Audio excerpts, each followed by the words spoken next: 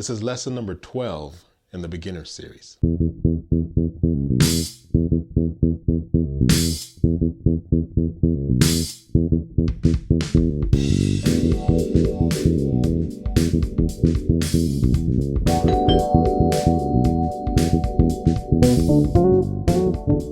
Friends and neighbors, welcome back to the Brownstone. This is going to be lesson number 12 in the beginner series, and I've got a good exercise. I think it's a good exercise for beginners, and maybe not just for beginners. Today we're going to be working with triads, and we're going to be playing those triads in time. I am sure, I haven't gone through all the lessons, the previous lessons in the beginner series, but I am sure we've worked on triads before. But what I want to do is combine a couple of the exercises or a couple of the lessons in previous videos in this series, because by doing so we can come up with like some pretty musical ideas. In lesson number 11 we talked about the C major scale and why it's probably the most important scale you'll learn. Once you learn the pattern, you can play it anywhere, starting on the E and the A string, and no matter where you start it, that's going to be your major scale. Now if you decide to use open strings, that's okay, but at some point I want you to stop using the open strings and substitute those notes on the 5th fret once you feel comfortable. I'm going to start with my second finger on the 3rd fret of the A string. That's C. And then I'm going to use my little finger to play the 5th fret. That's D. So what I'm doing, the fingers that I'm using, 2 and 4. And I'm using that 4 fret span from the 2nd fret to the 5th fret. Now I know that there are many of you out there who say that it's hard to make that stretch. Well, you don't have to. You can really just use your thumb to pivot to those notes. If you have smaller hands, or if you can't make that stretch and apply it to 4 frets at a time, you don't necessarily have to. Keep your fingers together, put your thumb behind the 2nd finger, right? And then when you make that stretch from the 3rd fret to the 4th fret with your 3rd and 4th finger, just move your thumb a little bit. Swing that thumb over so that now my thumb is behind my 1st finger. The rest of my fingers are all together, all nice and comfortable, and I'm playing that 4th fret with ease. So I don't necessarily have to play like this. That's a challenge for a lot of beginners. You don't necessarily have to worry about that right now. Just play comfortably. Again, 2nd finger and the thumb are in line. And I play 1, 2, 3. When I play 3, I'm pivoting that thumb, right? And then I play 4. When I get to 4, my 1st finger is lined up with my thumb. Like that. So what's happening is I pivot the thumb and then it ends up being there. Can you see that? I'll do that again. So here's where I start. Here's where I end up. It's a very subtle movement, but it'll keep you in line if you can't make that 4 fret span, right? See the difference there? Here's me playing the 4 fret span. Here's me doing the same thing, keeping the fingers together and using my thumb as a pivot point. So once you're comfortable with that, we can play through the scale. If I have that 4 fret span happening, starting with the 1st finger on the 2nd fret of the A string, and then keeping in mind that I can play this 4 fret span from the 2nd fret to the 5th fret, then I can play using the following pattern. 2nd finger, little finger, 1st finger, 2nd finger, little finger, 1st finger, 3rd finger, little finger. So with my 4 fret span, that's 2 and 4. Those are the fingers that I'm using.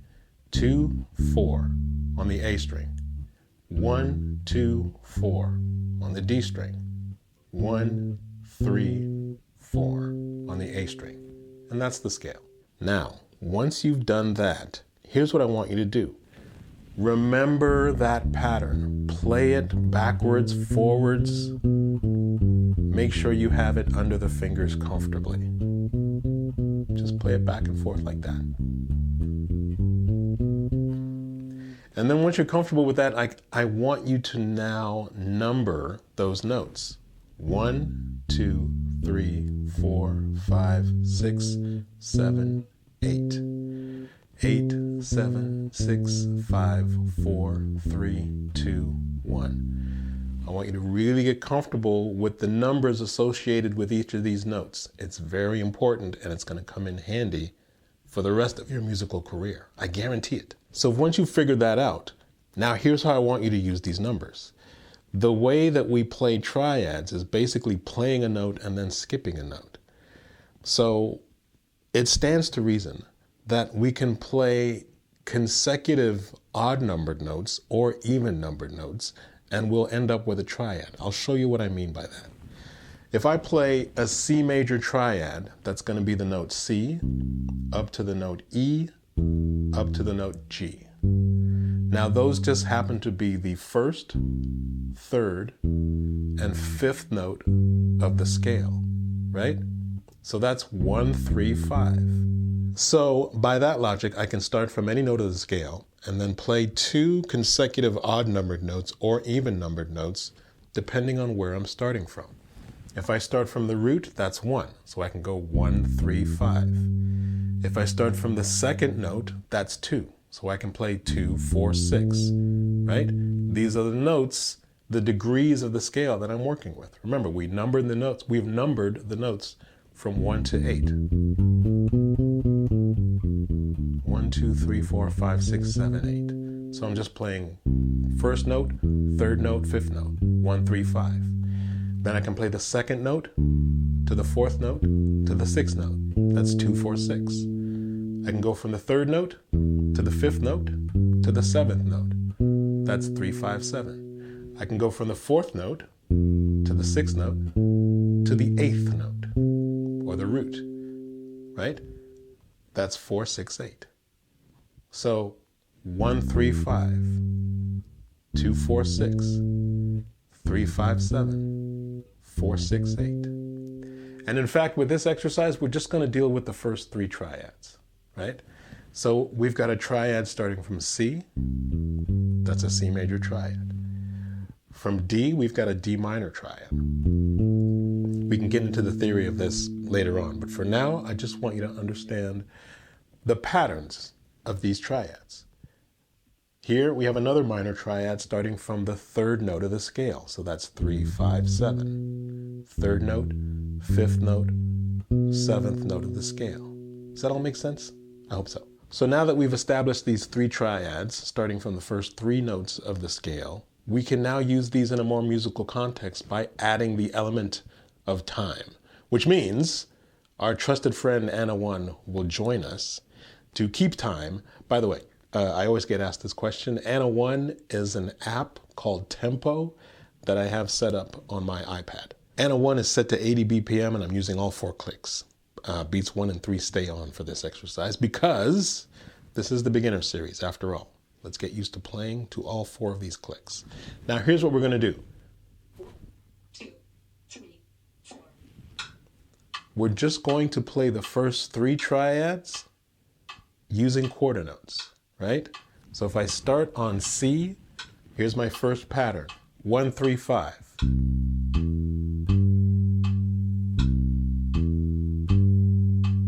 We'll do that 4 times. And then we'll go 2, 4, 6. Second note, fourth note, 6th note of the scale. 2, 4, 6. Now we'll go 3, 5, 7. Third note, 5th note, and 7th note of the scale.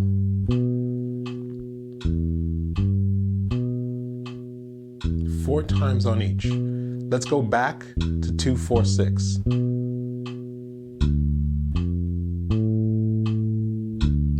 Four times. Now let's do all of that again. 1, 3, 5.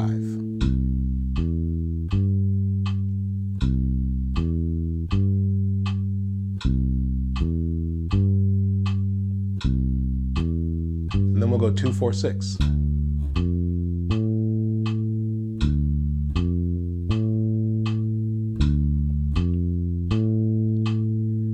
then we'll go 3, 5, 7.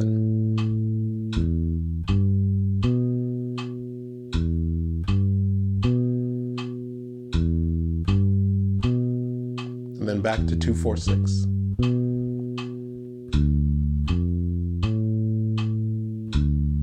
Four times on each triad. And when you're comfortable with that, take it down to 2 times on each triad. So 1, 3, 5, 2 times. 2, 4, 6, 2 times. 3, 5, 7, 2 times. Back to 2, 4, 6, 2 times.